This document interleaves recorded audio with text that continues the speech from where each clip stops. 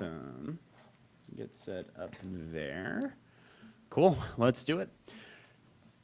Welcome everyone to another Upflip Live Masterclass. I'm your host Ryan, and tonight we're talking about how to make more and work less. That sounds like the dream, so I'm super excited to hear more about that by managing your business money like a boss.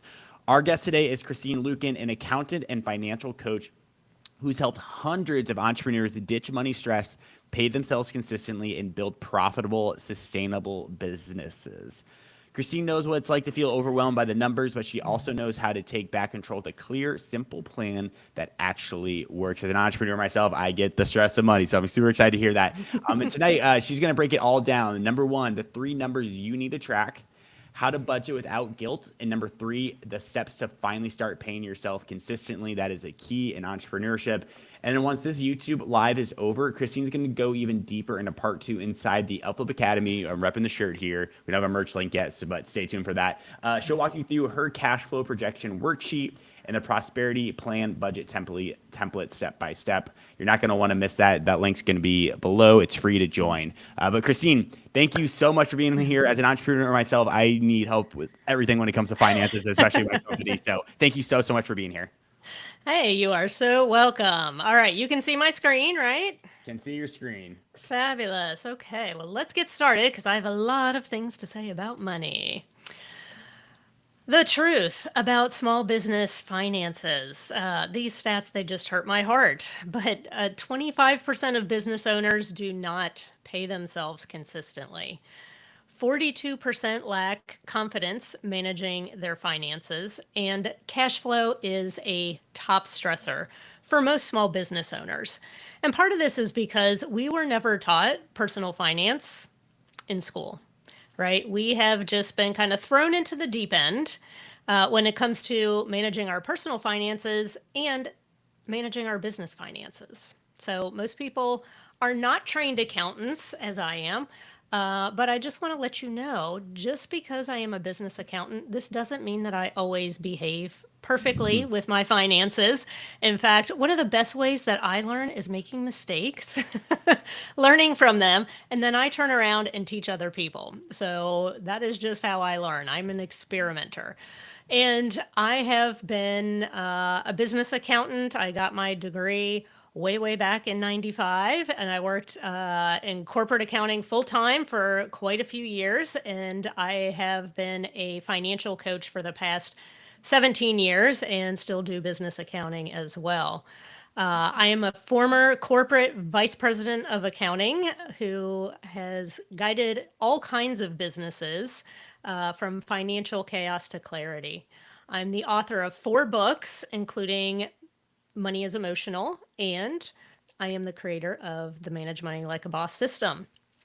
So I am known for making numbers simple, practical, and stress free. So we take the jargon out of accounting and explain it to you in plain English. All right. So now that you know about me, who you are learning from, what you really want to know is, what are you going to discover today? The number one money mistake that most entrepreneurs make, the 3 numbers that every business owner must know, how to create a budget that puts you first, and how to forecast your cash flow and stay in control. So, the real mistake is running your business without understanding the numbers. And look, I understand that you're not a full-time accountant, right? You're owning, you're running a vending machine business. You are, maybe you're a contract painter, maybe you're a landscaper, whatever the case may be, you're not a professional accountant. However, the numbers are the lifeblood of your business. And no one wants to run a nonprofit unless they specifically start a nonprofit. Right? So we didn't start this to have what I call a jobby, a job/hobby. We want a real profitable business. And the mistake that a lot of people make is that they think because their sales are high, that their profit is going to be high.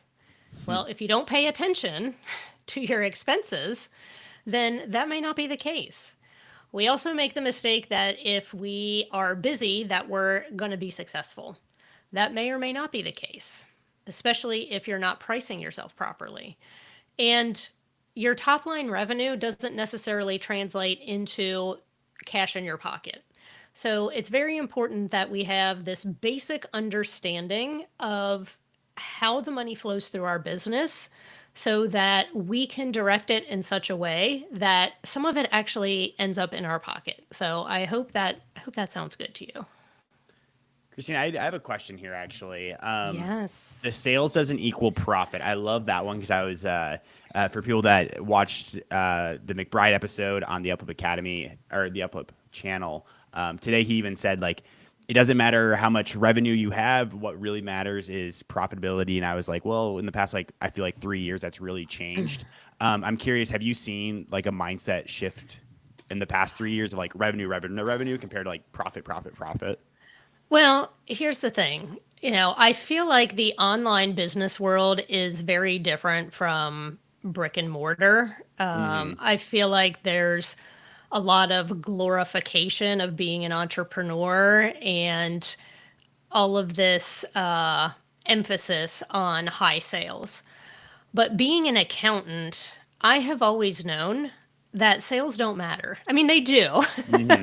but it's not the money you make, it's the money you keep that is key. So Hmm. I have seen businesses where they are making, you know, it looks like on paper that they are super successful, that they're having six-figure launches and they're making $1 million a year, but then you find out that the person who's running the business is barely paying themselves six figures and they're running themselves completely ragged, right? And you might have somebody else who's like, well, my business is only making 15 grand a month, but because my overhead is low and I've got a lot of, I'm selling a lot of digital products, I'm actually able to pay myself 10 grand of that every month. Hmm. And so you're like, okay, how can someone go from, this person's making, almost 10 times this, but they're spending an exorbitant amount of money on advertising and staff and all this other stuff. So the yes, you need to have a certain amount of sales to support yourself and to pay your expenses, but more sales doesn't always necessarily equal more profit. And as someone who's a business accountant, that is something that is really drilled into your head when you are in the accounting program. So, yeah, I think that there's been this trend of online entrepreneurs who are just glorifying like the 10K month, the 20K month, Hmm. the 50K month. And to me, I'm always like, show me the bottom line. Show me the bottom line. Like what's your net worth? Like what is your business worth? Not just because otherwise it's churn and burn. Hmm. And that's not sustainable. That's why people burn out and quit their business. And I don't I like want you it. to do that. Well, I give do us a not tip want you on to how do to that. not do that. Yes. So let's talk about the gap. Estimate your average monthly revenue and subtract your typical expenses. Now, here's the thing for a lot of business people, they probably know their average monthly revenue because there's usually like a certain target that you want to hit, but they might not know what their typical expenses are. And this is what will make or break your business because it is so easy to add expenses and it's much harder to take them away. So that's really what we're looking at. What is your revenue? What are your expenses? What's left, right? So, at the end of the month, if you only have $1,000 left and, your family finances need $4,000 or $5,000 to pay all the bills, then we've got a problem, right? We've either got a sales problem, an expense problem, or sometimes we have both, right? So sometimes we need to increase the revenue and double check those expenses. So that gap is the reason that you need financial clarity. So sales are not enough. A business making 10K a month can still be broke because expenses might be too high, pricing might be off, maybe you're undercharging, and cash flow might be inconsistent. So it might be that you make 10K, but your expenses this month are 9K, right? And then maybe the next month they're only 5K. And having that inconsistent profit can be hard to handle if you don't have a system to manage that. And I do see a lot of people who start businesses and they think that they have to charge low prices because they are new business owners. And what's interesting is a lot of times they undervalue the other experience that they're bringing into the business. So, for example, if let's just say I was still working in corporate as an accountant and I decided to start my own accounting business, and I said, well, because I'm a new business owner, I can only charge $50 an hour for my accounting. Well, I'm discounting all of the experience, the 20 years of experience that I had in corporate accounting. And here's the thing, sometimes, even if you're starting a brand new business that you don't necessarily have experience in, that may not make a difference. If you're starting a vending machine business, you just look at what's the going rate.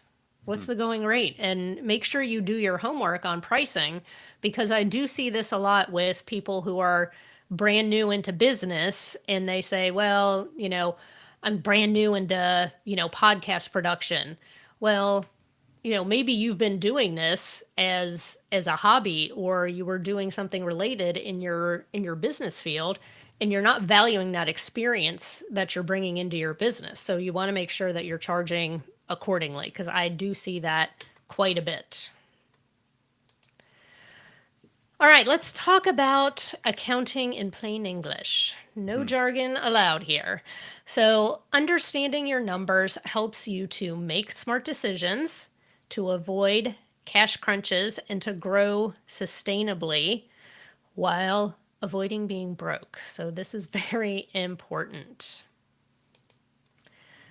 All right, so we are going to break it down very simply. There are 3 important numbers that you need to know. The first one is your monthly revenue. The second one is your profit margin.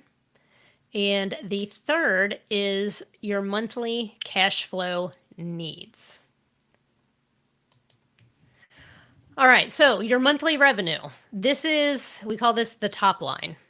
Your monthly revenue is the total amount of money that your business brings in each month before you pay any expenses. So to find this, you're going to either log into your bookkeeping software if you have it. So you might have like QuickBooks or FreshBooks or something like that. If not, then you're probably going to want to log in and look at your bank statements or your bank account so you can see all those deposits. Or, maybe you're using something like Stripe or PayPal to collect your payments, and you can see those sales reports right there. So what you want to do is you want to look at all the ways that your business is bringing in money. So for you, it might be very simple. You might have, if you're selling and installing windows, it might be window sales, or it might be window and door sales. It might be very, very simple. Those are the only ways you're bringing in money. But if you're somebody like me, I'm a financial coach. I also do accounting services. I also have course sales. I have a membership. I have royalties from my book sales. So I have all these different little buckets that make up this big number of the monthly revenue. So you want to look at that. Where is your income coming from? Because this can give you good data on what area of your business is most profitable. And it can also show you areas of opportunity where you might be able to put in just a little bit more effort and bring in a lot more sales.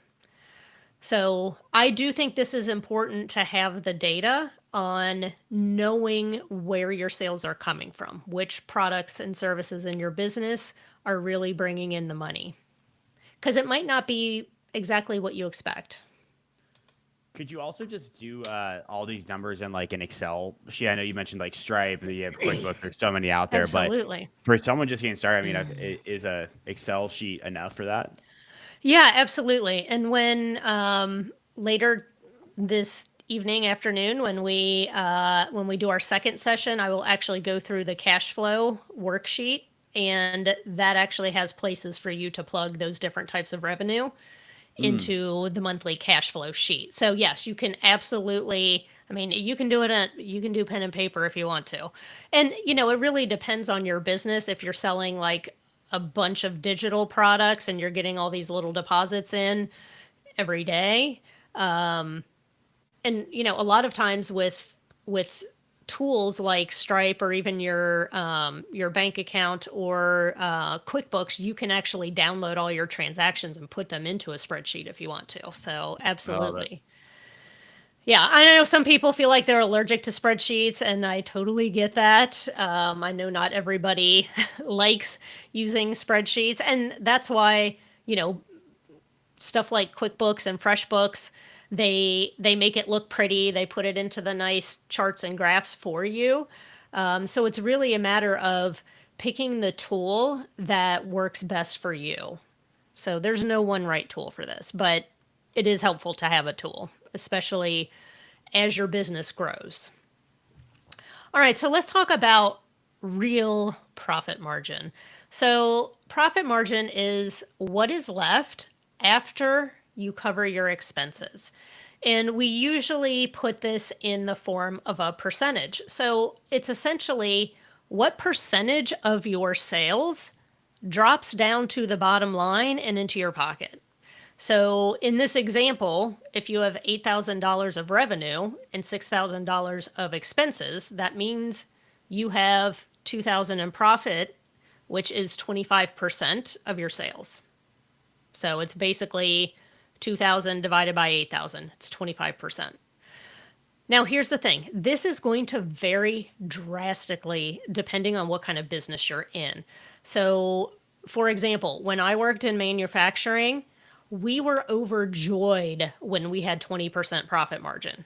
Mm-hmm. We were ecstatic when we had 20% profit margin because it was very materials heavy. Now, for me as a financial coach, I can very easily get close to 40 to 50% profit because I don't have a lot of overhead. And in fact, depending on how much money and, top line money you're bringing in, I mean, I've seen coaches have 60 to 70% profit if they're running a pretty tight ship because I don't have to rent a fancy office. I'm working out of my home office. I don't have to have a lot of overhead.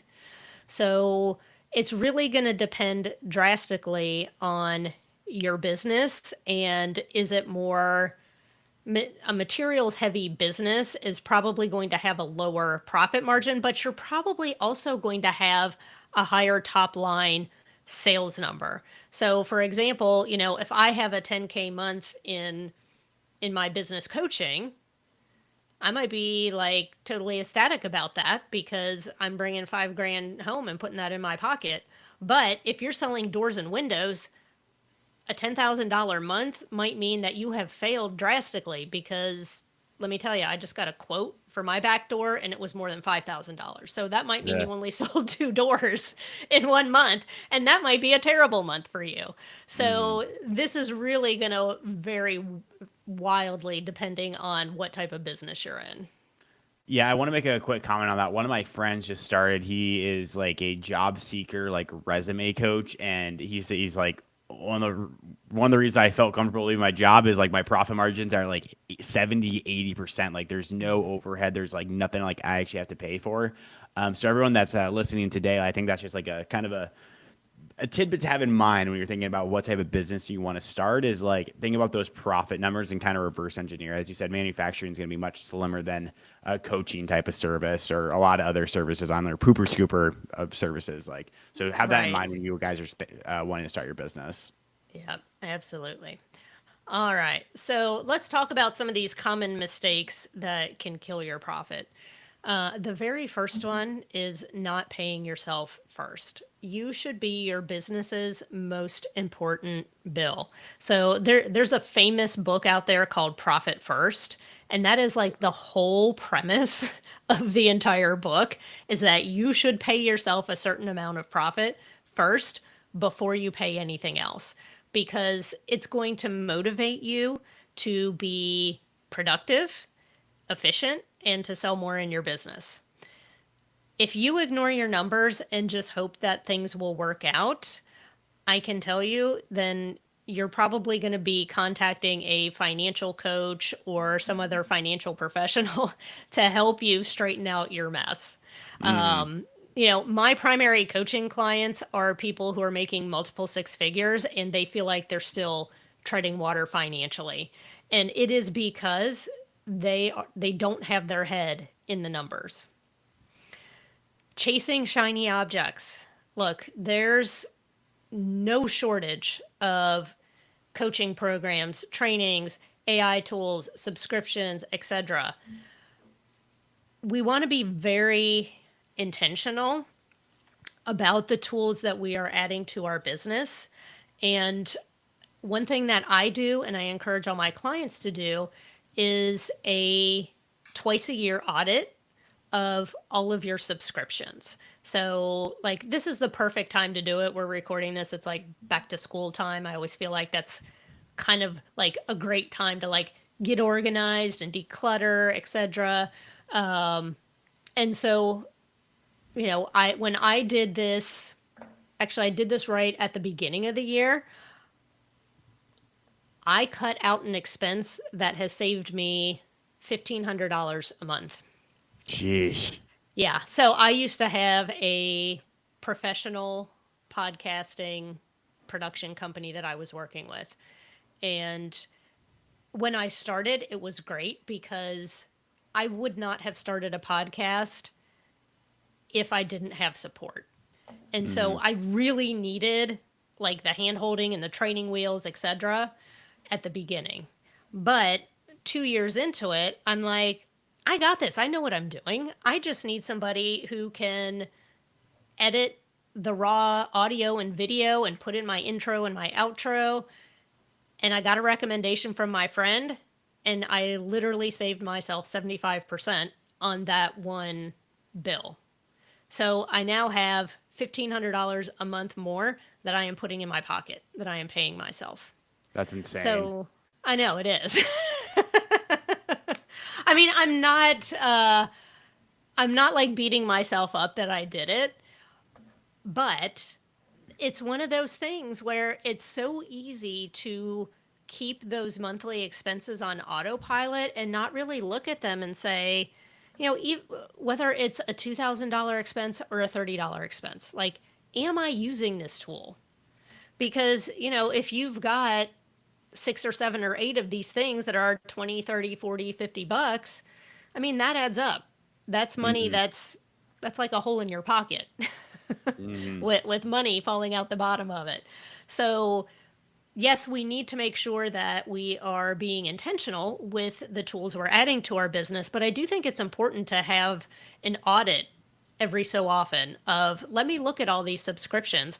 And sometimes, yeah, you might still want it, but you may need to adjust your subscription level. So, for example, I did like a huge cleanup of my email list, and I realized I had dropped below 5,000. I literally purged like 4,000 subscribers from my email list because they weren't opening emails. And I'm like, why am I paying for these people? Yep. So I basically removed them all. And then I contacted my email provider and I said, look, I'm not at this subscription tier anymore. And they're like, oh, yeah, sure. Well, that cut my cost in half. So reviewing these things on a regular basis, make sure you're using them. That is important. I want I Oper want to comment. I think that is really great advice. So listeners, I would encourage you to take notes on that because like at scale, like think about it, like a software that costs you $40 a month. Sure, it's $40 a month, which isn't cheap by any means, but a year, I mean, that's $480 right there, just like out the Yeah, window because you're not using it. So I like to think personally for like my own company, like these numbers at scale, it's something to have one number, but it's something yeah, to have it times 12. Another good tidbit as well is like you might be using a software, but look for alternatives as well. We were using yeah. like a $250 a month platform to do like client revisions, and we're like, what if we just like found a cheaper platform, found the same platform for like $40? Like that's a huge difference to like your bottom line. So just something to take note as well. I just wanted to add there. Yeah, absolutely. And here's the thing. There's a lot of stuff that AI can do for you. I have gotten rid of several things because Oh I'm yeah. like, hey, AI can do this for me. I just need to pay for, the Chat GPT premium. And man, let me tell you, that is saving me some money for Yep. sure. All right, so let's talk about pricing and profit leaks. Undercharging for your products and services. So you really need to look at, are you charging enough to cover your costs? So a lot of times we're not looking at the entire cost of doing the job, right? So, let's say you're doing a cleaning business and you might think, okay, well, my cost is my person that I'm sending in there and, their cleaning supplies. Well, each and every client that you have, they have to absorb part of your fixed expenses, right? So they have to absorb part of the pay of your office manager and your advertising costs and all of these things. So you have to look at the entire cost of doing business and not just that particular job. And many times we don't think about, like, if we're charging for our time, coaches especially, and I have been guilty of this, especially in the beginning.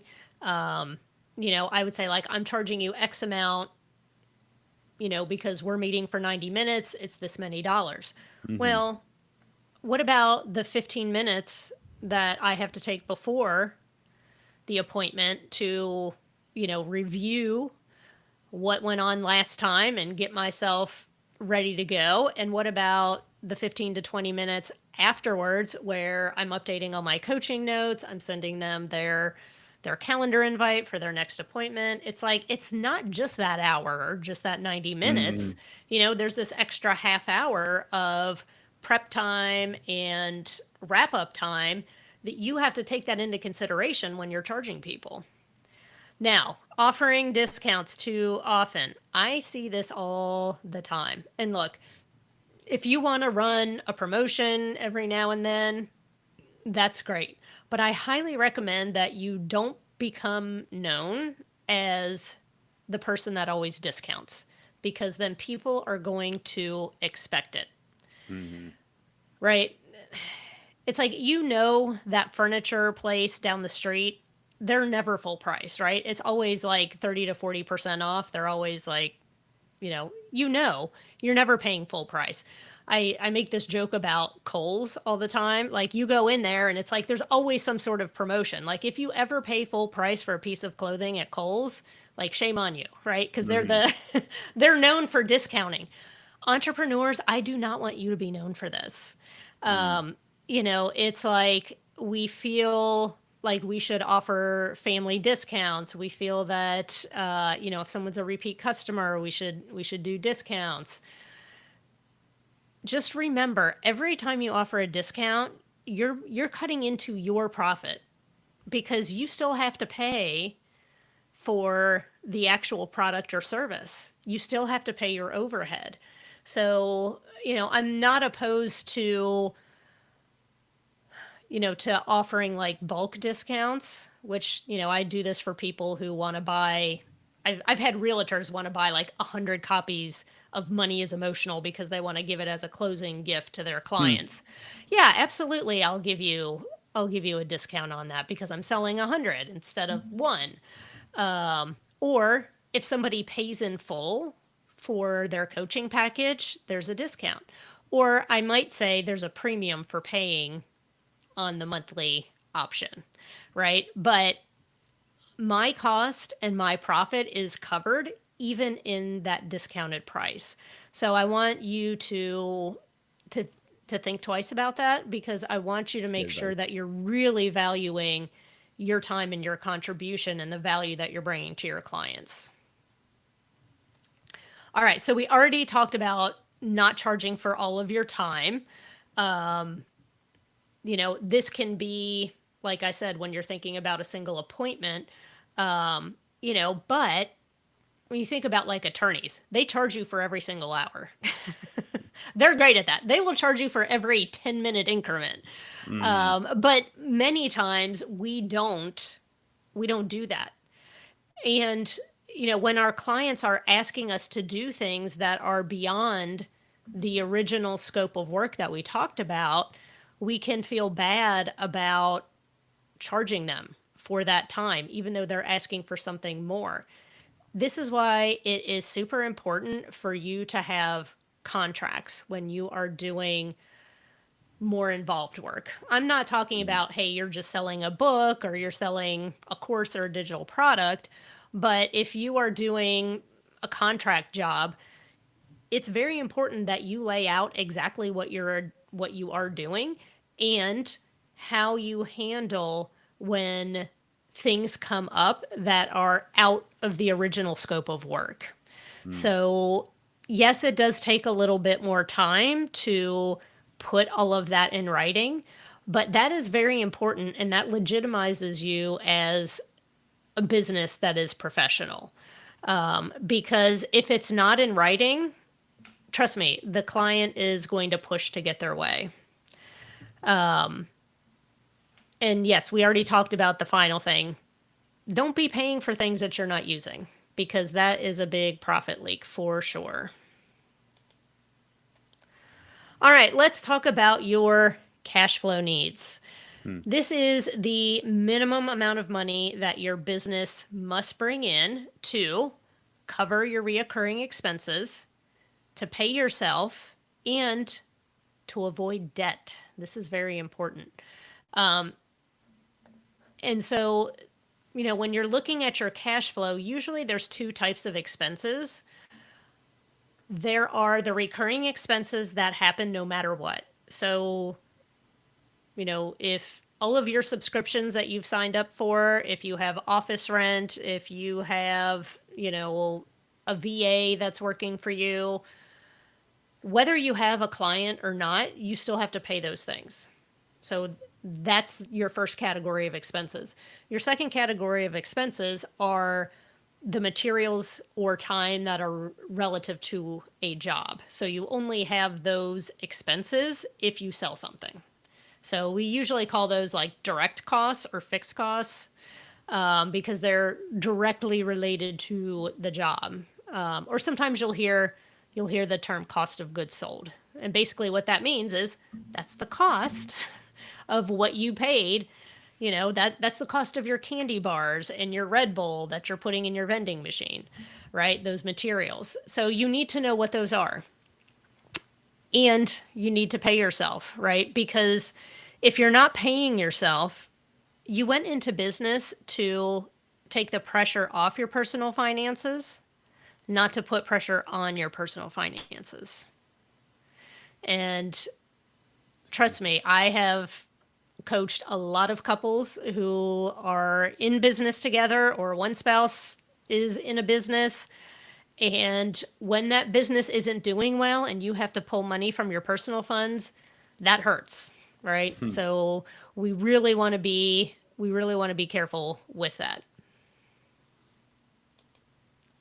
All right, so let's talk about how do we calculate our cash needs. We want to look at our fixed expenses, our variable expenses. So those are things that those are going to change. You have some control over those, right? You may not have to pay for ads, right? That's a choice that you can make. Your pay, your owner's pay. And then Here's one thing that I see so often. I want to say at least half of the business owners that come to me for coaching actually owe the IRS money. And that is super stressful.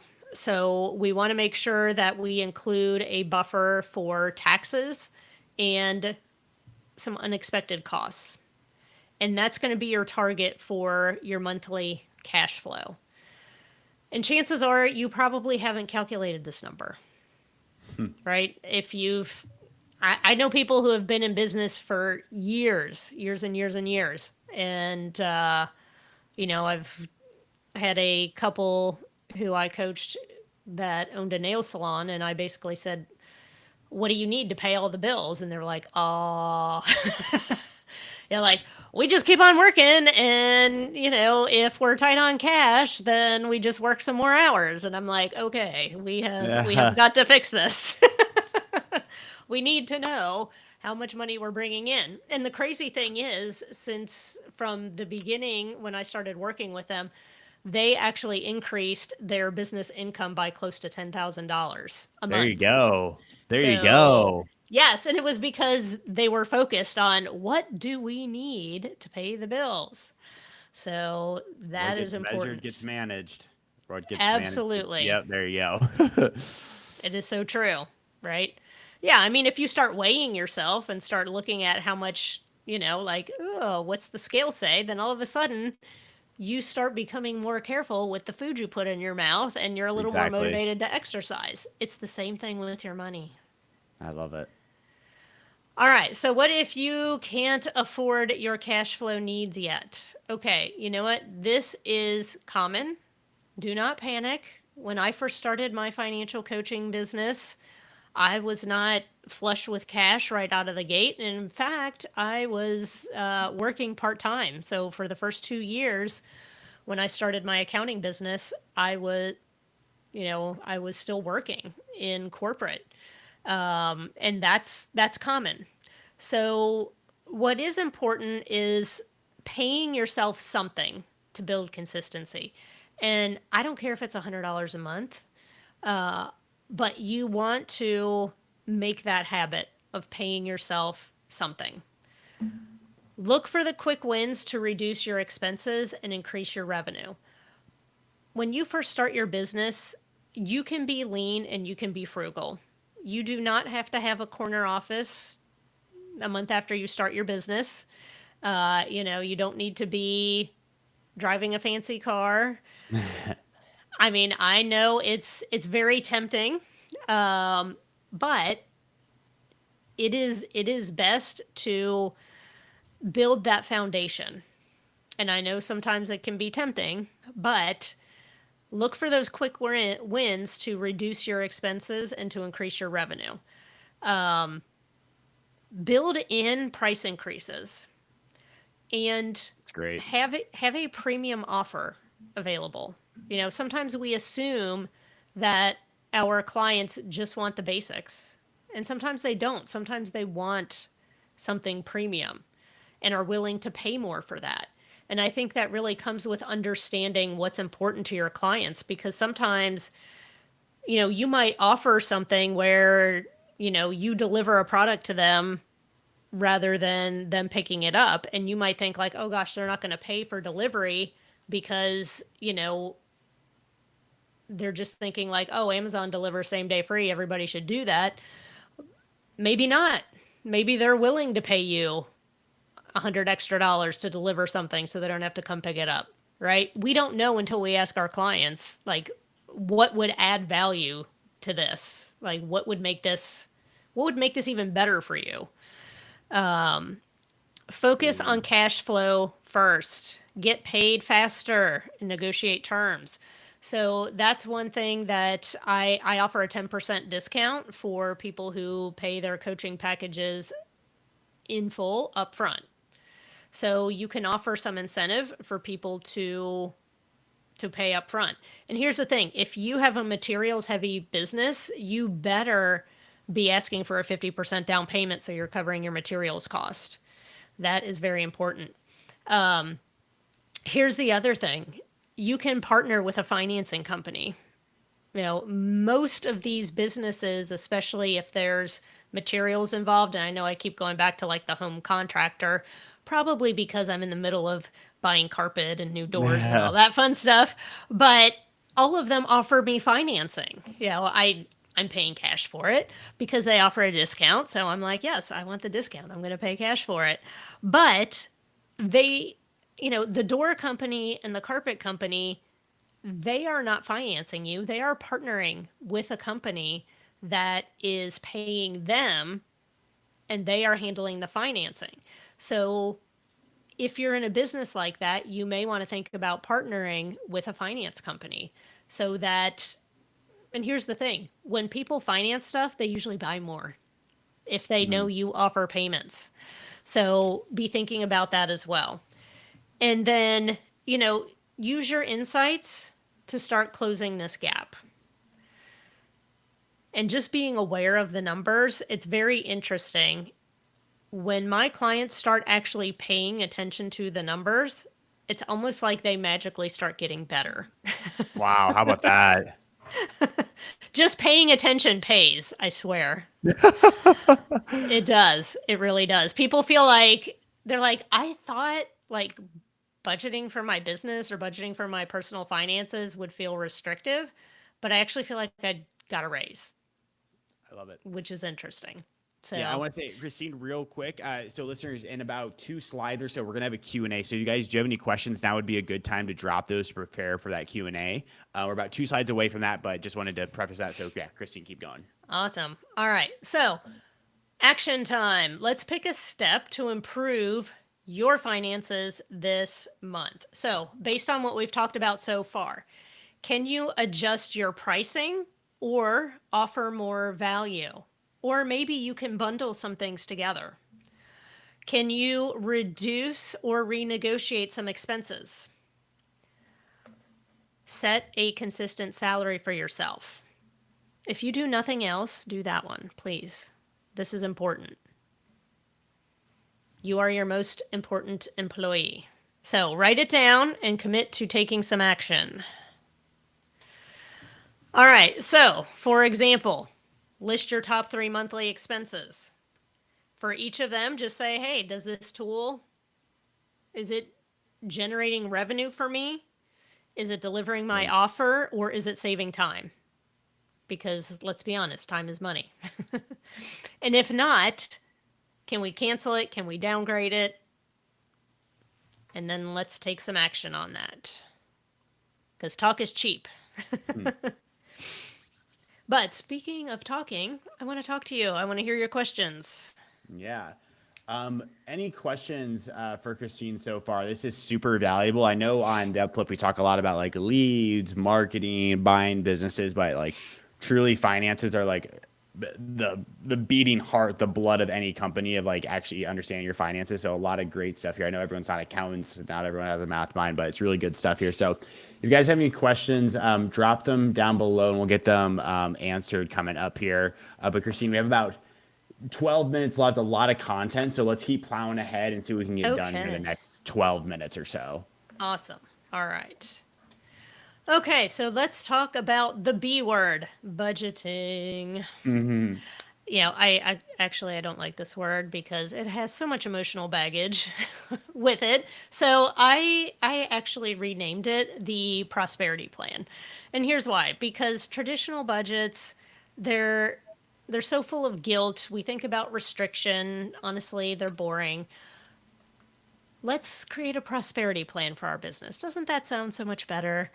So, what we are doing here is we are forecasting our income. That's our top line. We are prioritize paying ourselves, and we are planning our expenses. Now, obviously, we aren't going to do this perfectly, and that's okay. So, forecasting your income.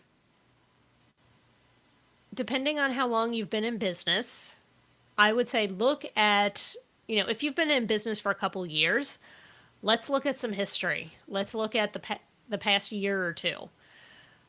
If you've only been in business for a few months, well, let's look and see what we've got. Sometimes we can identify seasonal trends or upcoming changes.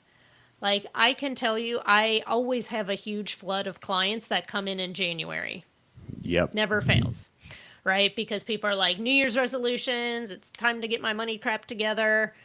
I also know that sometimes during the summer, people are on vacation. They're not thinking about managing their money. Hmm. So there are trends that I can see in my business, and that helps me to forecast things. Also, if you have clients under contract, so if I've got a coaching client that's on a 6-month contract and they're making payments, then I can forecast that cash flow. And then let's estimate the next month's income conservatively. So we might know, for example, I've got a membership, so I know pretty reliably how much money's coming in from that membership. I know how many clients I've got on monthly payments, and then I can forecast conservatively. I'll probably have 2 new clients coming in next month. One will probably pay in full, the other one will probably go on payments. I can also pretty reliably say I'm going to have this much in book royalty. So, yes, it's going to change, and that's the whole point of it. We can go in and change it.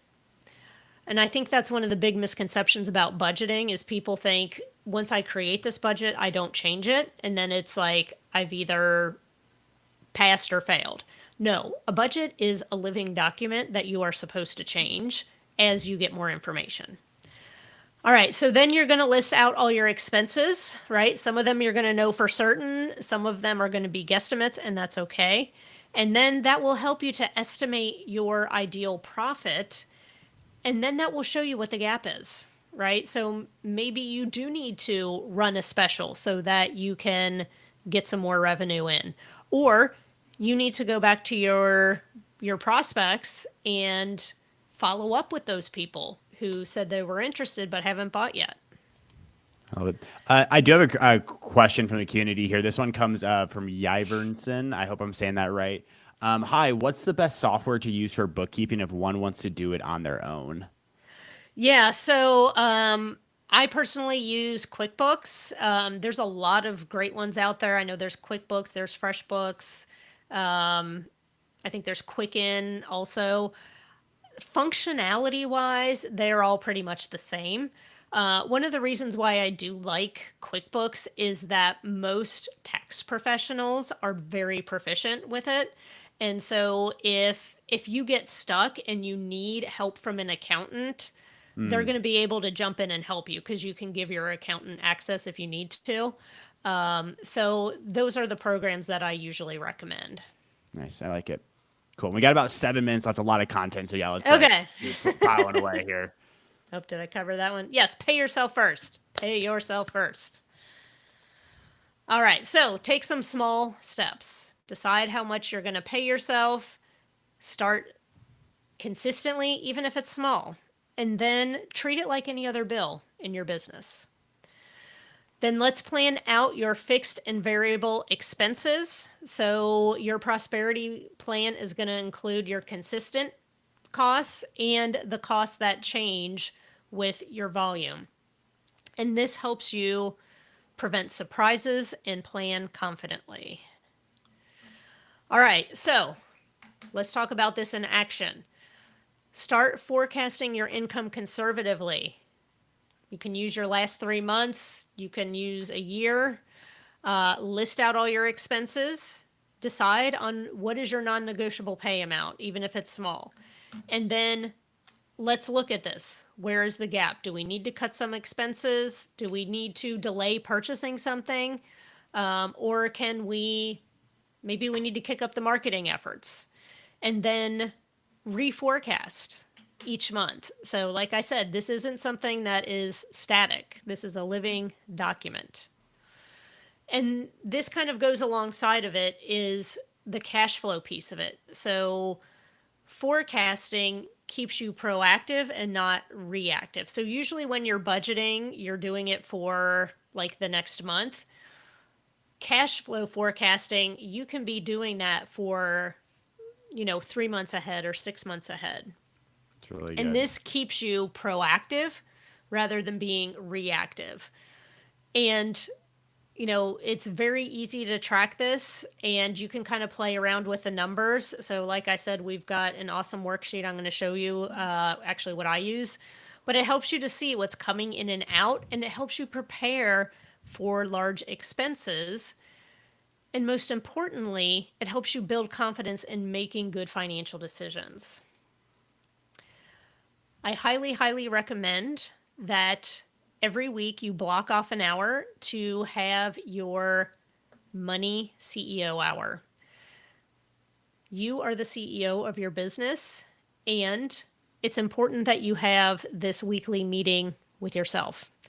Block this off in your calendar, make it non negotiable, review your income, review your spending. You can forecast the next couple of weeks and then decide if you need to adjust or reallocate. And then I highly recommend doing a monthly, I call it my CEO date. And I block off a half a day where I do deep dives into the numbers. I review last month, I forecast the next month, and I set my goals. So it is like a combination of goal setting, goal reviews, and the Love money that. piece, which is really important. So here's your checklist: review your income and expenses, update your cash flow forecast for the next few weeks, note any large expenses that you have coming up and prepare for them, and check if you're on track to meet your goals. And then decide if you need to make any tweaks to keep things flowing smoothly. This is going to prevent you from putting out fires, right? So if you feel like you're always putting out financial fires, this weekly CEO money date is going to be your very Super best good. friend. I love it. I'm super excited for the cash flow. Like a lot on my mind is like for my own company, like we do like, well, of course we like track our expenses. Of course we're responsible enough to do that, but the cash flow piece, I'm super excited to hit on in part 2 of the Academy. Before we go over there, any last questions from Christina? Again, guys, she coaches hundreds of people on this, and so you get like a full expert here. So if you guys have any questions, drop them below or reach out to Christine or / join us in part 2 of the Up Academy, where she's going to be going over all this. And I'd love to see all y'all there for that, because there's going to be some great stuff. But Awesome. don't see any further questions in here. Did If we that's have the more case. slides? Oh, do we? I don't know, do we? Or is this for the next? Is this for the next half? That is for the next half. Yep. So Okay. I guess you got like your next steps, but basically we're good here. But we'll see you all in part 2 of the Academy that's starting here in 7 minutes. So make sure to join us on upflip.com/the Academy to get started there, and you'll find the webinar within there. But Christine, super great stuff here. Super excited for part 2 to learn how to do some cash flow stuff. So thank you so much for your time. All right. Cool. We'll see y'all soon. Thank you so much for tuning in.